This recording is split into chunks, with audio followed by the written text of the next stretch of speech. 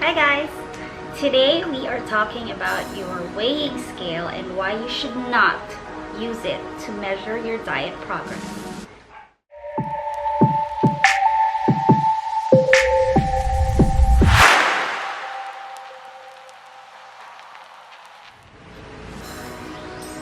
In my previous video, I made a very brief physique update where I included my body weight and my body fat percentage, and I received some questions along the lines of why do I even look at my body fat if I could see that my weight was decreasing anyway, or something like this one on the screen, which basically asks why, or I mean how do I even measure my body fat in the first place.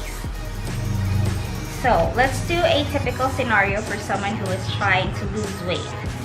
You're on a new diet regimen, you're on a new training program, so naturally you step on the weighing scale to kind of give you a baseline of where your starting point is.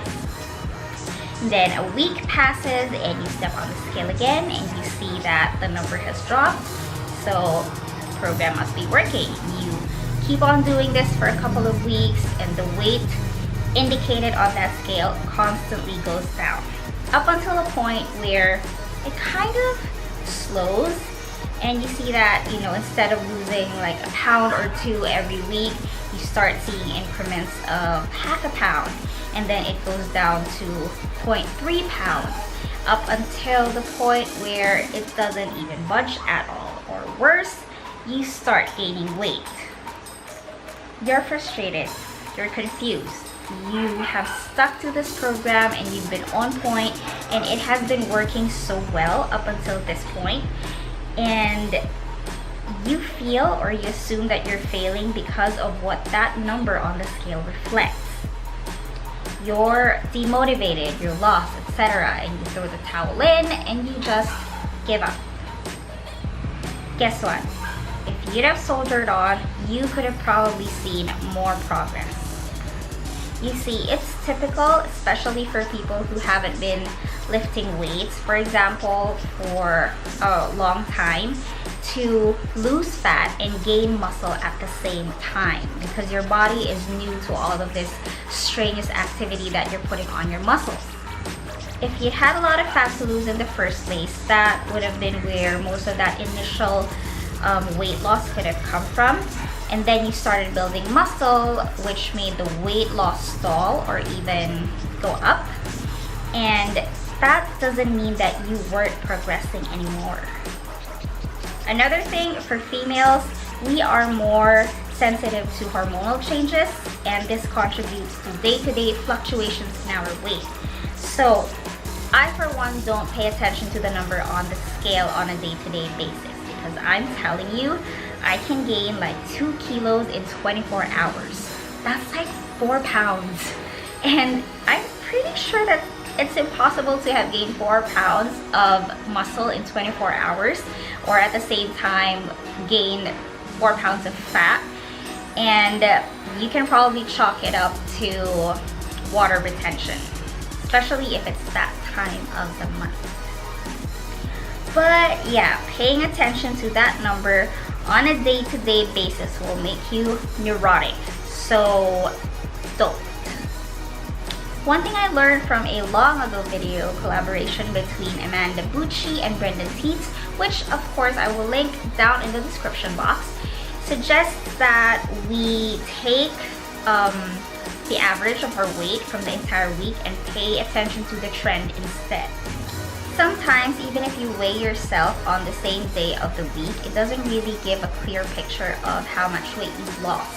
So let's say you weigh every Saturday.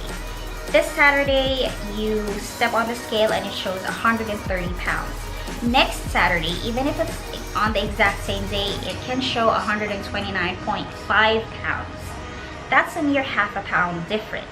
And that could be attributed to water retention, or the kind of carbs that you have the previous night, or even some degree of manual error in measuring, when in fact all throughout the week your weight on a daily basis was significantly lower than it was last week. So you actually lost more than you think. So let me give you a visual. So here's an example of 2 weeks worth of tracking. I looked at my weight every day, weighing myself first thing in the morning, and being mindful that it's simply for tracking purposes, since I think I just made an adjustment to my macros here, so we were watching out for the effects of that. But anyway, as you can see, I weigh myself Sundays, and between 2 Sundays here, there wasn't really any much of a difference. But all throughout the week, and you can see how crazy my fluctuations can get to, I've gotten lower weigh-ins in the second week. So looking at the averages instead, we get a much significant difference. So if you're female especially, and you're prone to fluctuations as well, it's that trend on a weekly basis that you want to pay attention to. And obviously, if you have a more stable weight change, that will likewise reflect in the averages anyway. And that is why the scale alone is not a reliable tool to measure progress.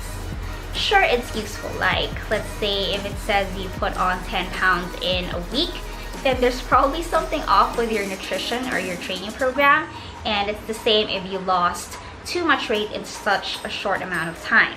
So, how do you really measure progress? By combining it with other methods.